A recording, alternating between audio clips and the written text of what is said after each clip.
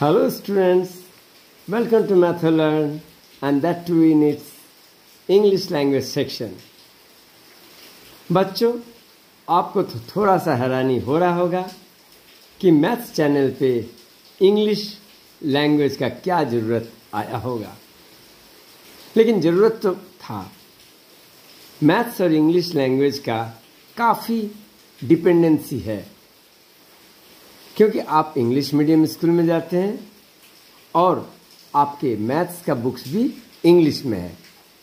इसलिए आपको जब मैथ्स समझना होता है तो आपको इंग्लिश में उसको पढ़ना पड़ता है।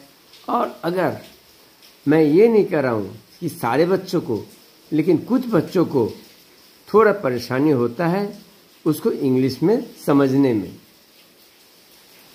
और अगर बेचारा बच्चा मैथ्स में अच्छा हो और इंग्लिश लैंग्वेज को समझने में थोड़ी सी दिक्कत आए तो मैथ्स को ठीक तरह से समझ नहीं पाता है और वो मैथ्स का नंबर उसको कम मिलता है।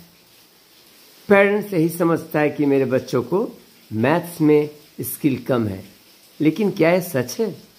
मेरे को तो लगता नहीं है। मेरे को लगता है वो अगर इंग्लिश में इम्प्रूव करता तो शायद उसको मैथ्स में भी अच्छा नंबर आता। और इसीलिए to enhance your English power I will keep on posting English language lessons. I am sure that this will be beneficial to all my viewers. तो चलिए आज इसका शुभारंभ करते हैं और हम शुरू करते हैं एक बहुत ही इम्पोर्टेंट लेसन के साथ, और बहुत ही इजी भी है, लेकिन ये ग्रामर का बेस है। हम आज का फर्स्ट लेसन शुरू करते हैं सब्जेक्ट और प्रेडिकेट के साथ। तो subject and predicate. Okay children, there are few sentences are written now on my notebook. First one, let us read. Ram is a good boy.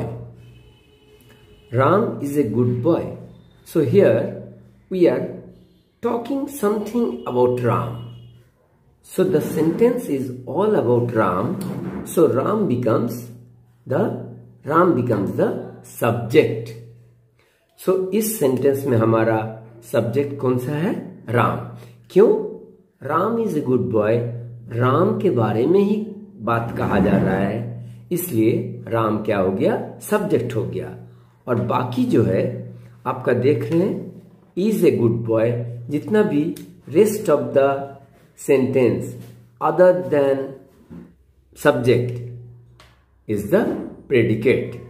तो हमारा सब्जेक्ट क्या हो गया? राम, और इज ए गुड बॉय हो गया predicate.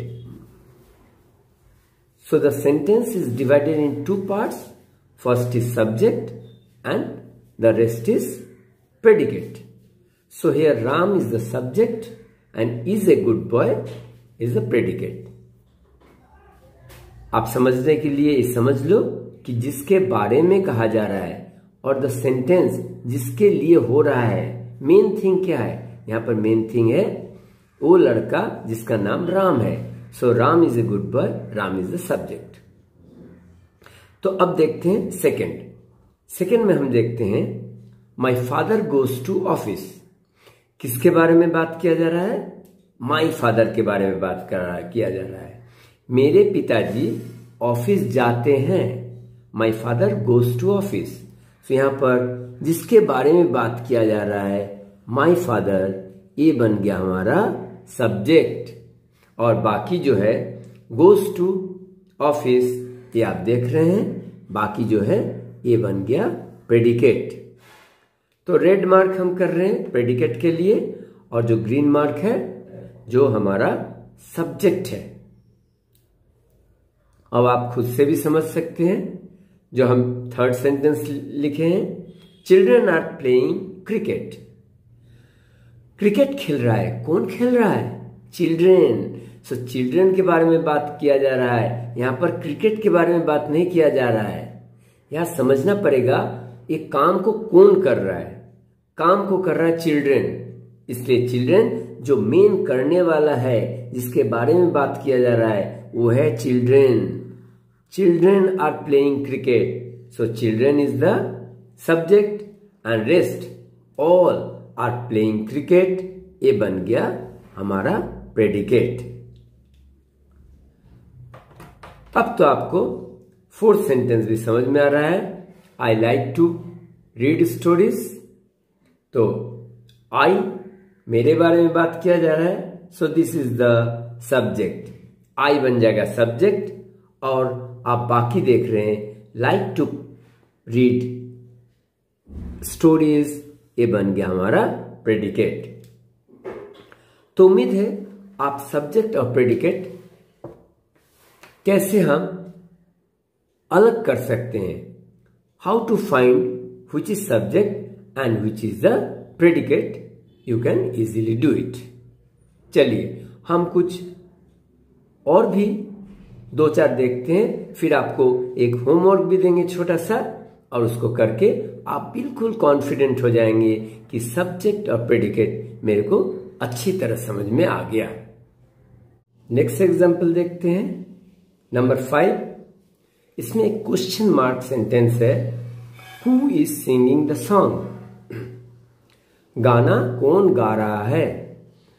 Who is singing the song, यहां पर गाने वाले के बारे में बात किया जा रहा है। Actually the work is being done by someone and we are talking about that person. Who is singing the song, यहां पर कौन गाना गा रहा है, that means who is the our subject. मालूम नहीं है कौन गा रहा है, लेकिन हम उसी के बारे में बात कर रहे हैं जो गाना गा रहा है। कौन गाना गा रहा है, यानी कि यहाँ पर जो गाना गा रहा है उसके बारे में बात किया जा रहा है, इसलिए who will be the subject और बाकी तो जितना भी है उसको आप प्रेडिकेट बना दीजिए। समझ में आया?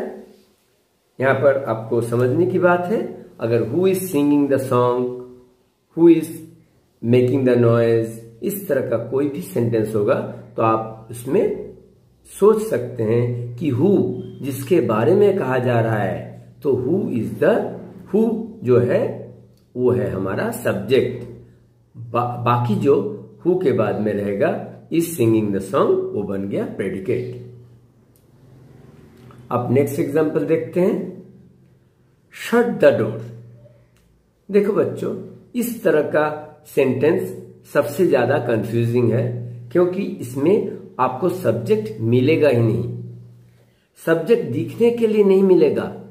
शट द डोर, अब आप भी देखे हैं, आपके स्कूल में काफी कहा जाता है, sit down, don't make noise, open your books. तो ये किसे कहा जा रहा है? ये जरूर ही अगर शट द डोर कहा जाए वो आपसे ही कहा जा रहा है। तो this is actually you shut the door. You will not be mention in the sentence, but it is implied, it is suggested.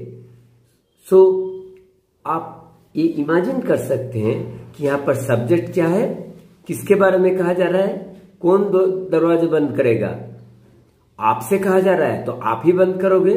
सो इसके कहा जाता है सब्जेक्ट इज, यहां पर subject will be you, subject you, subject है you. और ये you क्यों है? यू है हमको सोचना है, you is implied, you is implied, इसे क्या कहा जाता है, यू इम्प्लाइड। और सजेस्टेड, सजेस्टेड आपसे कहा जा रहा है, सजेस्टेड है कि शट द डोर, आपसे ही कहा जा रहा है, इसलिए ये सब्जेक्ट है यू, आपके बारे में कहा जा रहा है, इसलिए सब्जेक्ट बनेगा यू, जो आपके सेंटेंस में नहीं है, सेंटेंस में नहीं है, लेकिन यू है सब्जेक्ट जो यहां पर छिपा हुआ है, दिस इज हिडन। और बाकी जो शट द डोर है ये पूरा हमारा बन गया प्रेडिकेट। इस तरह का सेंटेंस आपको काफी बार मिलेगा। अभी हम देखते हैं एक और सेंटेंस हम लिख के रखें आपके लिए। नंबर 9 आप देखिए क्या है, आप गेस कर सकते हैं। डू नॉट टेल ए लाई। आपसे कहा जा रहा है do not tell a lie. ये तो किसी और के लिए नहीं कहा जा रहा है। It is told to the listener. और लिसनर कौन है? इस समय आप हैं। तो आपसे अगर कोई कहे डू नॉट टेल ए लाई, इसका मतलब है वो आपसे कहा जा रहा है और तुम्हारा इंग्लिश है you. That means subject is you. उम्मीद है आपको समझ में आ रहा है कि यह सब्जेक्ट यू क्यों बना। You is not written in the sentence but this is suggested और इम्प्लाइड। आपसे ऐसा कोई पूछेगा तो आपको बोलना है you is not there in the sentence but you is implied. You हमें सोच लेने का है। ये किसके बारे में बात किया जा रहा है? Do not tell a lie. ये मुझे ही एडवाइस दिया जा रहा है। It is advice to me, it is suggested to me and it is implied for me. So ये सब्जेक्ट बन गया यू एंड बाकी जितना भी do not tell a lie, ये टोटल बन गया प्रेडिकेट। और सब्जेक्ट है लेकिन यहां पर छिपा हुआ है, इसलिए इसमें आपको समझ में आ रहा है subject is you which is not in the sentence but this is implied. चलिए अब जो हमारा छूटा हुआ था ये देखते हैं। Did you go to school. Did you go to school, यहां किसके साथ बात किया जा रहा है? किसके बारे में बात किया जा रहा है? You. You is the subject because यहां पर तुम्हारे बारे में बात किया जा रहा है। क्या तुम कल स्कूल गए थे? सॉरी, कल नहीं दिया हुआ है। Did you go to school इसका मतलब है क्या तुम स्कूल गए थे? Did you go to school. So you क्या बन गया? हमारा सब्जेक्ट बन गया। और ये जो डिड गो टू स्कूल, यहां पर देखिए ये फ्रेगमेंटेड हो सकता है क्योंकि यहां पर यू सब्जेक्ट है और डिड गो टू स्कूल यहां प्रेडिकेट बनेगा। सब्जेक्ट प्रेडिकेट ऐसा नहीं है कि प्रेडिकेट एक लगातार बनेगा, कंटिन्यूअस सेंटेंस में रहेगा।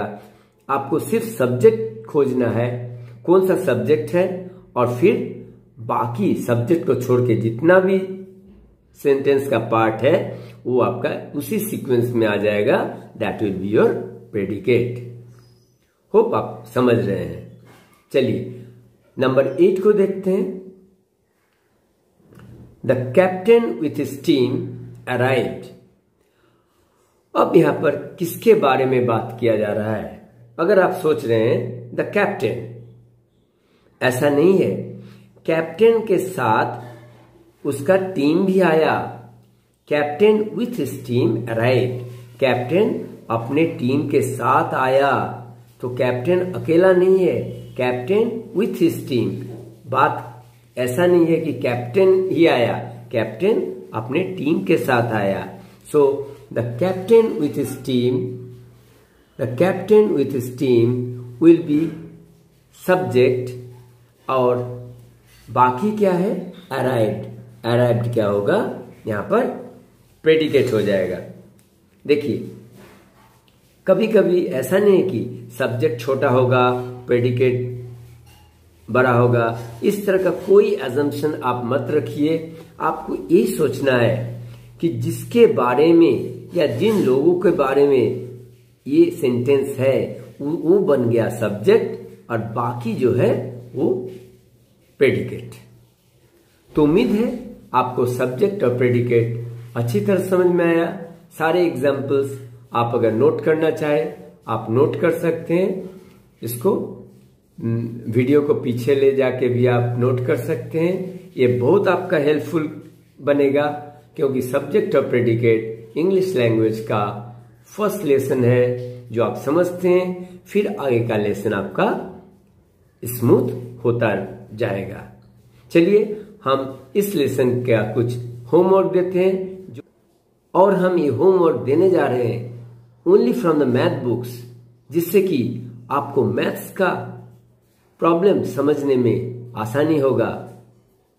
यही तो हमारा ऑब्जेक्टिव है। Our main objective is to learn English to improve our maths. चलिए हम होमवर्क देते हैं, आप इस होमवर्क को कर लेंगे और मुझे अगर कोई प्रॉब्लम होगा तो आप मुझे कमेंट सेक्शन में लिखिए, नहीं तो हम नेक्स्ट वीडियो में इन होमवर्क का सॉल्यूशन बताएंगे, फिर नेक्स्ट वीडियो करेंगे। So children, this is the homework of the lesson 1। आपको अभी सब्जेक्ट और प्रेडिकेट अच्छी तरह समझ में आ गया है, तो आप यह जो होमवर्क देख रहे हैं, जो सेंटेंसेस है, तो उन्हें आप जो सब्जेक्ट है उसको एनसर्कल कीजिए। एनसर्कल करने का मतलब है आप उसको सर्कल बना दीजिए और रेस्ट ऑफ द सेंटेंस जो आपका प्रेडिकेट है उस पे आप सिर्फ अंडरलाइन कीजिए। तो first sentence goes like this, the diameter of the circle is twice the radius. Second sentence, Karim spent 1/4 of his money. Third sentence, did you invest your money in share? Fourth, banks give interest. Fifth, the length of rectangle is 40 meter. उम्मीद करते हैं कि आपको ये homework करने में 5 minute से ज़्यादा नहीं लगेगा और ये 5 मिनट या 10 मिनट जो आप इस पर स्पेंड कर रहे हैं ये आपके लिए बहुत ही फ्रूटफुल बनेगा, बहुत ही बेनिफिटेड होंगे आप। ओके, सो आज के लिए हम इतना ही, फिर मिलते हैं नेक्स्ट वीडियो में।